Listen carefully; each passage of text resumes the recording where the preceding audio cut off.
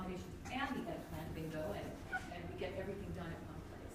And we can liaison with the deans. That's right. All of them. Prerequisites. Yeah, I just wanted to piggyback off of I think what David said, and as well as you guys touched on. So a lot of the veterans in the military, we have this thing where it's always the centers are passing the buck, so we get to run around a lot. And even when we get out, we get it from the VA, we get it from whatever schools that we're going to. It happens, and it's just something that's, I don't know, it's difficult to remedy because of how spread out the campus is, or the services are, and how many services are available, and it's just trying to find the right place to go, right?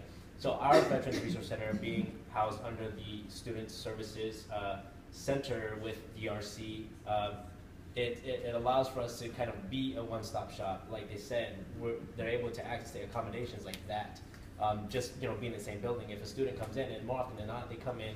We have new veterans that come in who come in later, especially nowadays because of the downsizing of the forces, where you have the students actually doing the early out to go to school, and I had that issue as well, where the student comes in and they have this short window or the short amount of time to get their paperwork done, get admitted to the college, get their ed plan done, they get a priority registration, and deal with all that kind of paperwork, out-of-state tuition, and having to just go to one center, and once the student comes up to me and says, I'm new, I want to start school this quarter, and then the quarter starts in like 10 days.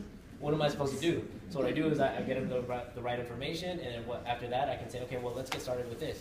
Do you have a couple of minutes? I can walk you right down the hall. Literally, I open the door's on the left-hand side, and you can speak with the counselor.